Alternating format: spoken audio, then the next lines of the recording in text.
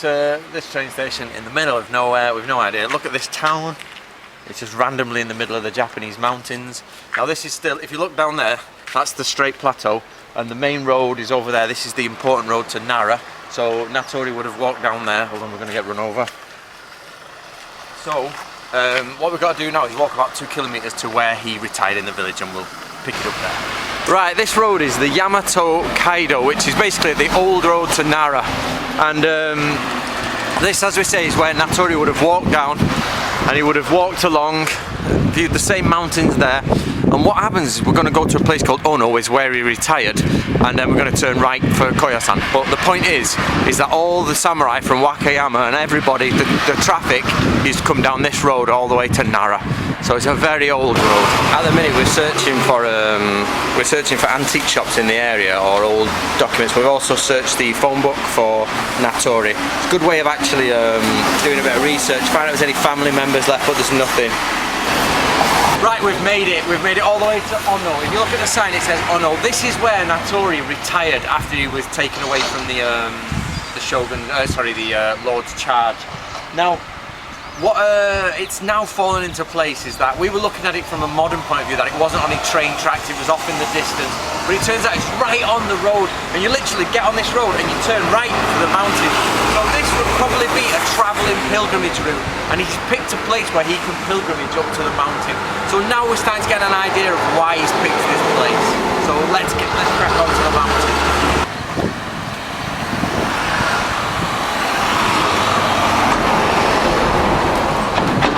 Right, we're here. If you look, this is a big bridge, and this is basically a pilgrim's bridge, and it's where all the pilgrims, as I say, would turn right and then off to the mountains.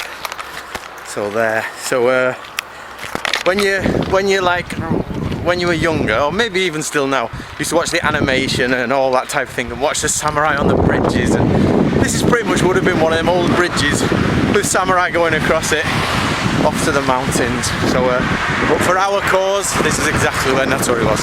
This is the bridge where he came across. So superb. I think we should take our time just to thank the translator here, who's wandering along in the middle of nowhere, bags galore. Look at her laughing. She's like the biggest ninja expert in the world. Not joking, she knows loads. And here we are, she's trying to persuade me to go to different temples. Do you want to speak in English, Yoshie? Aww. Right, so all hail the great Yoshie. Right, this is Jison In, I think, temple. Now, the reason I'm pointing this out is because this is definitely a Natori place, because this is like one of the major sections. And this gate here, this wall, is a 1540 post, 1540, so we definitely know this is where Natori came from. So you know what I mean, this is 100% from his time there. And this is so good stuff, and this is an important temple. So let's have a quick look at it.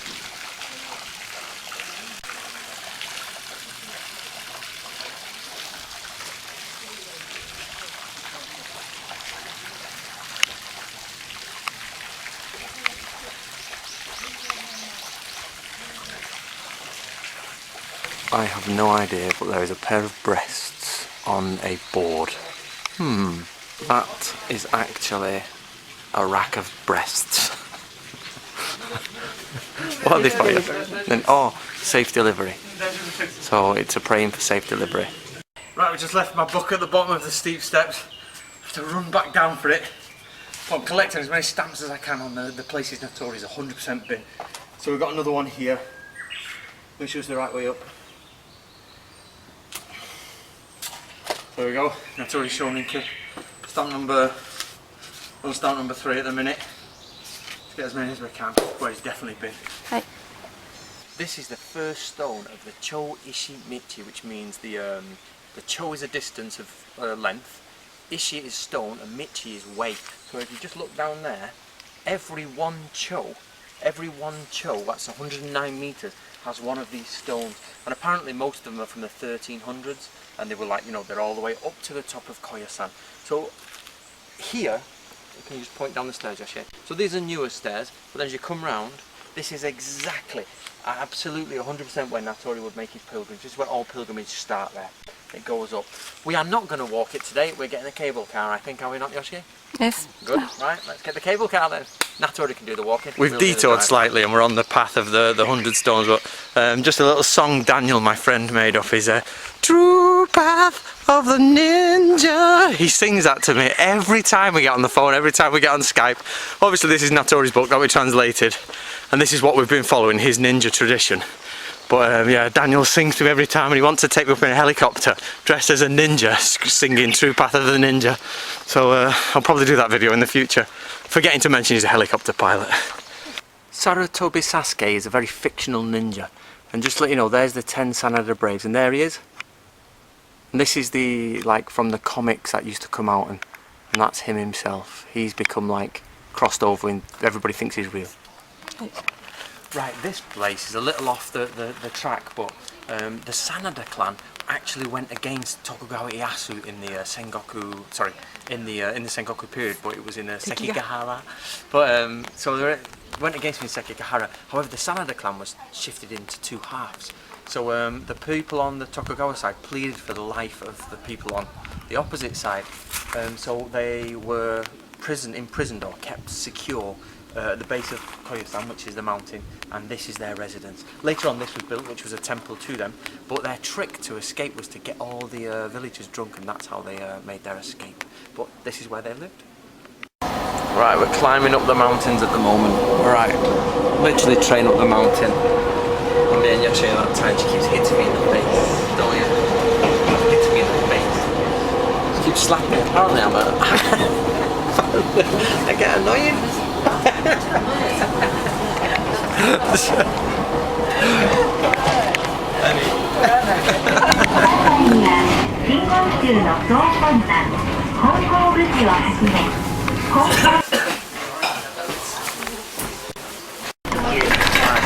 Just to let you know, we've got the train up, then we've got the cable car, you've just seen it, now we've got to get a bus. So I just want to emphasise how long or how far it is. It's about 800 metres. Generally it's a pretty long hike. So off we are on the bus. It's the driver. But of course, Natori and the rest of the people would walk all the way to the top. Right, just to let you in on it, basically it's a massive collection of temples, towns, you know, ancient buildings, things like that. So it's really quite impressive actually up here. Lots of shopping, surprisingly, for a holy mountain, or not so surprisingly in Japan.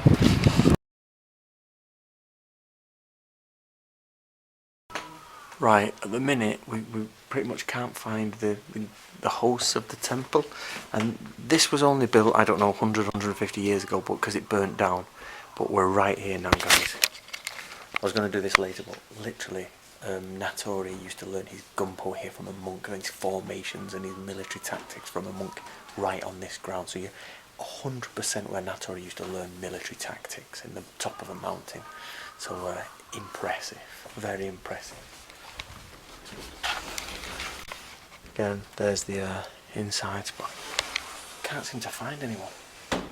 This is where we're staying for the night. We've got a night here, so we're going to stay exactly where Natori used to chill out and drink tea and learn how to destroy hundreds of thousands of men. So let's try and find them. Right, we're just outside the temple now. Literally, we've just dropped our bags off and we're going to go wander around the mountain. However, it's just beautiful scenery, and when we searched for Natori's history, we found like the Natori family history, and it says that Natori Sanjuro Masazumi himself used to come up to this temple, and he used to learn the tactics or the formations, the gunpo of Takeda Shingen. So, because remember, Natori was from Shingen family. His family used to serve Takeda before they collapsed, and then they served the Tokugawa family. So here he's learning like his ancestors' ways through the monks and the tactics here. So right, let's crack on to it. Right, we're on our way to Okunoin apparently, and it's one of the major temples. And I just wanted to show you this. It's absolutely beautiful, to be honest. And there's the forest, were quite high as well. Do you want to see the most crazy memorial grave you'll ever see? Remember, this is on a holy mountain, right? You ready? You ready? Space rocket grave. No idea. Right, we've walked down just from the crazy space rocket one, And you're ready for this, an even crazier grave. Look at this. This grave is the pest control people who kill termites and woodworm have erected a grave for the souls of the woodworm that they kill when they repair houses. Must be making a lot of money in there. That's a bit cool. I've just come off the main road to find a graveyard in a forest. That's quite good. Look at that tree. Right, we've found out why these graves. They're pretty much companies who can afford massive amounts of money. Like there's Nissan. There's one down there from Sharp. And basically it's just massive companies who want to, like, you know, explore their spirituality or display their wealth and power basically for their employees. But it seems to be all high level companies. It's hard to sort of, on video, show the scope of this, but the trees are phenomenally big. Yoshi, go stand next to a tree. Chigaimasu, go stand next to a tree. She always obeys me and I'm only joking. Then she slaps me in the face for being rude. But you can see the general size of the tree. It's massive. Don't be fooled though, Yoshi's the boss. She batters me. I just sound like I'm the boss. Total joke. Jay, who's the boss? Of me. Told you. Right, I'm in front of Princess Go. This is the nephew of the niece of Nobunaga. But her father was killed by Nobunaga, and they drank out of his skull. So this was built in 1627. So generally, when Natori was here, this was only about 50 years old. So he'd have seen this, not new, but relatively new. So there, yeah. And then she went on to be moved on to the Tokugawa family, etc. Right now, this is really impressive. If you have a quick scan around you, just have a look at that. That's now you've got to remember Natori's brother. You've got to remember Natori's lord was the son of Tokugawa Ieyasu. So Tokugawa Ieyasu is one of his earlier sons. What number son is this, Yoshi? Second. Second son. So he's housed here. This is his grave or his shrine or whatever you want to call it. Now, it is without doubt pretty much that Natori on his pilgrimage wouldn't have known his lord's brother or left ritualistic things for him here. So this is quite important on our search for Natori and is what he did around here. But apart from that, the actual crypt itself is amazing. Right, this is, for those who know a bit about Japanese history, this is Nobunaga's memorial grave. We don't know if it's actually his grave, but generally it's the memorial here. But not very big compared to the other ones. In fact, it's a little bit underwhelming. So probably because apparently he tried to attack here, we think, but you know, no idea.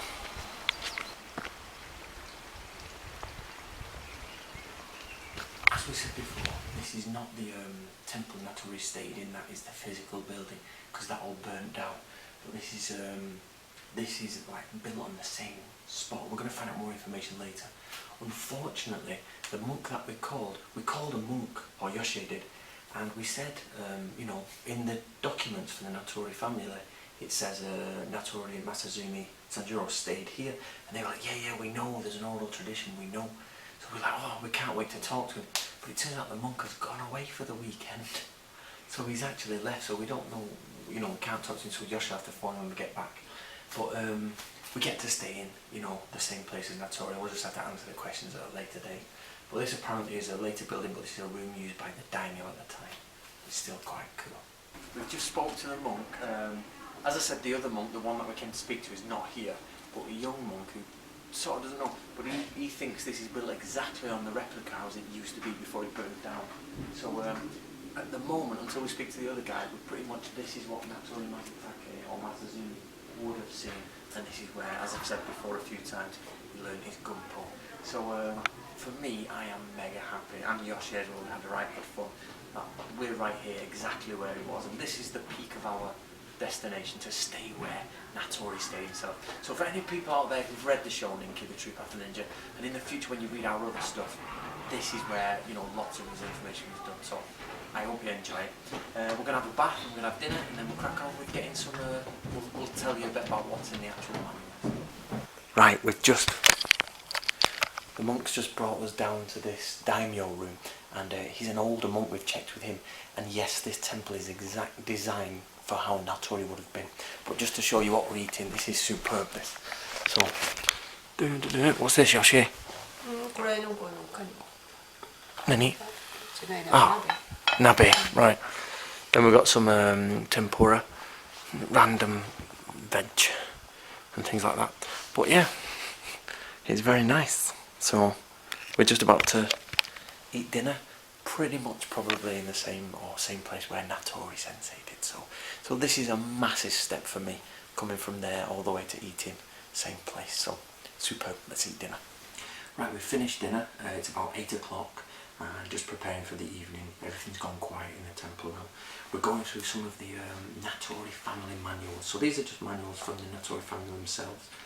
And just to give you an insight of the type of things they talk about, it's like when you go into battle, you should cut off the head of a lower level soldier, just to give you a bit of confidence. And then when you've built your confidence, you bring your head back, you go out and get an even better one, and you throw that head away. And you keep going up the scale as the day of battle goes, until you get the most prestigious head you can, things like that. So, you know, these are the type of things they would be discussing in this temple back in 1650s, 1670s, somewhere around there. So we're going to do that for a bit longer and then go to bed, and then carry on tomorrow.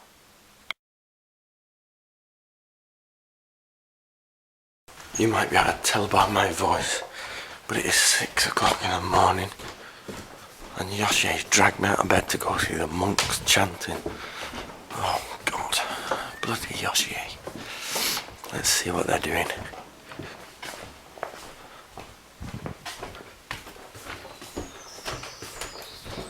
Good morning, Japan.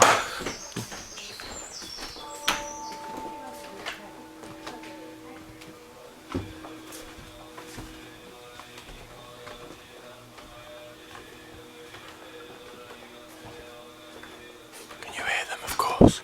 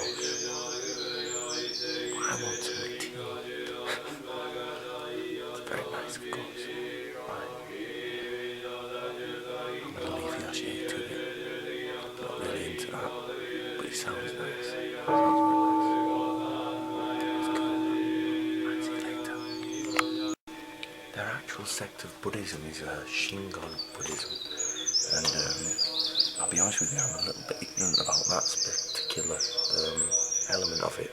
Stephen Nojivi does all that, and he explains it to me constantly, but I've got to do a bit better study on it. But the question is, did Natori do Shingon Buddhism? Because the temple he was buried at is not, but it's his family temple, yet he chose to come here. But this is a very famous site, this mountain top. So it's a question of what was his religion? I don't know.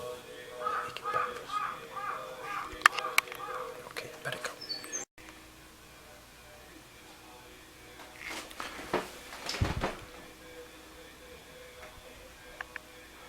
That is impressive.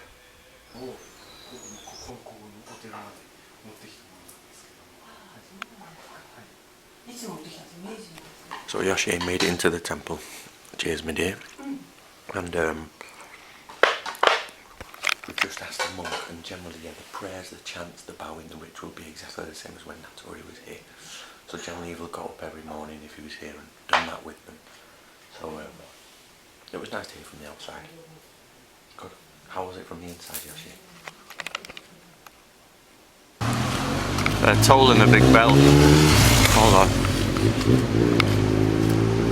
Let's see if we can get it again.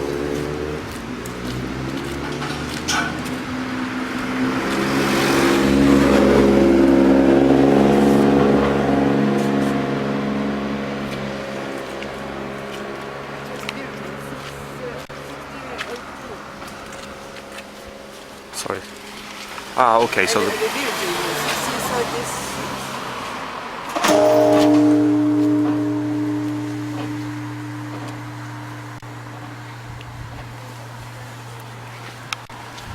Hold on. Here we go. This bell tower is... Yoshi, is that Fukushima Masanari? Is that Stephen Nojiri's love child? Right. So Stephen Nojiri. This bell tower was built in 1618 for the feudal lord Fukushima Masanari, an important retainer of Toyotomi Hideyoshi, in memory of his mother. The bell was recast by Masanari, son of Masatoshi. Oh, Stephen Nojiri is going to love this. In 1630. It's rung every even hours every day between 6 AM and 10 PM. So, Stephen loves Fukushima Masanari and Masatoshi, he loves the stuff because it's connected to the Nojiri family. So, however, that bell tower there is definitely, and the bell is within Natori's time frame, so we know full well that that was here when he was. Trying to find our way up to maybe a parade or some form of ritual is going on, but it's quite impressive. We've got the eerie toll of the bell and the fog and the mist, and it is silly o'clock in the morning, isn't it, Yoshi?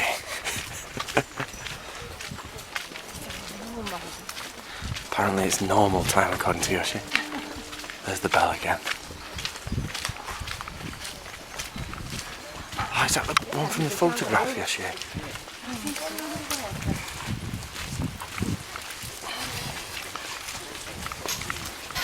We saw a photograph, sort of art gallery, a professional sort of photographer, got around photographer. This is what annoys me. The monk just left the parade right in the middle to use his phone. Just sat in the middle of the parade, had to leave because his phone went off. Very, very Buddhist.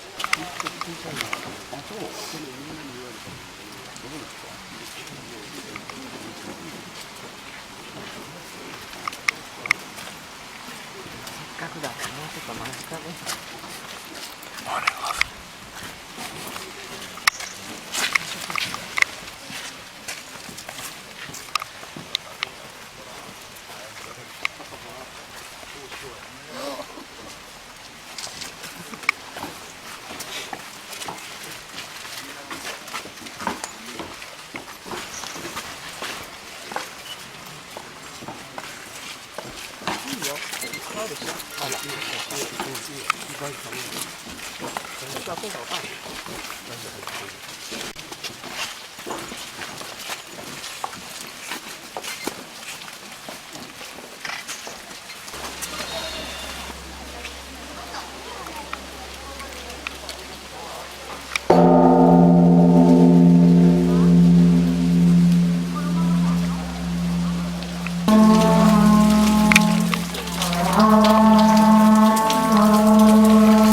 Switched it back on there, the conch shells at war in samurai warfare, they're the conch shells that you would hear, and shinobi used to use them for secret signals.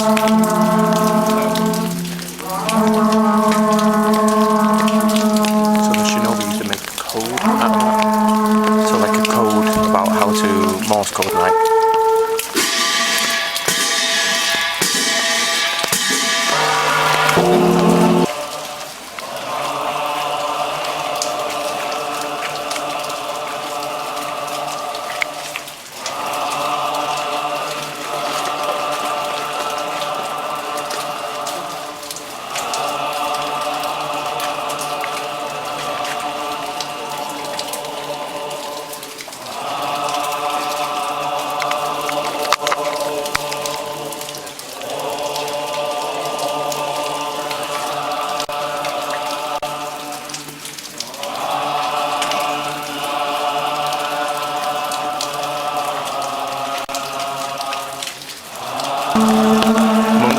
umbrellas.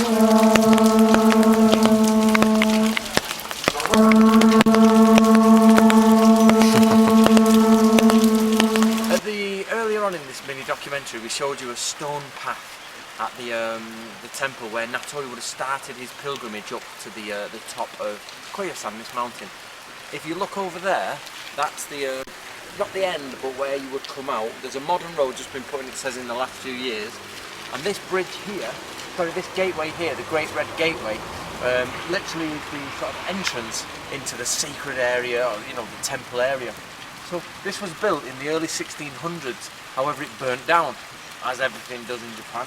So we checked the dates, and it was rebuilt in 1705. So this version here, if Natori died in 1708, if he was well enough to climb the mountain and come, he'd have seen that under construction or just been finished. So we don't know, but generally this is where Natori would have come up. He would have walked right through here and right down there into the rest of the temples. Right, I'm back home. I'm actually back in Tokyo now, or we're just in Saitama. What happened next after that is we returned to the temple, and the monk that I said was not there, away for the weekend, he actually returned. So I set my camera up just to record his conversation, which took all of the battery and every single bit of space we had on a memory, and there was no more spare. So, however, what he did say was they had a family tradition there, they had a tradition within the monastery that the Natori family and other families would come and study there and do whatever they did. They didn't quite know what.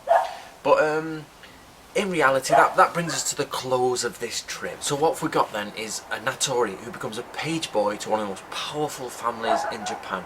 He then becomes a castle guard, who then becomes a close retainer, who then becomes the head tactician for the entire clan. So an amazing man. This video itself has been in support of the book In Search of the Ninja. Everything you've just seen there literally will fit into 10 pages of our book, and the rest of it is research into the other areas of the ninja. Masses of research have gone into this book. So the aim is to try and solve the problem as what were the ninja, and try and identify what ninjutsu is. So if you're interested in ninja, you're interested in ninjutsu, this has got to date the best information we could find. It's not good enough, to be honest, in my opinion, because more needs to be done, but it's a start. If you're interested in the samurai, there's no difference. The samurai did use ninjutsu.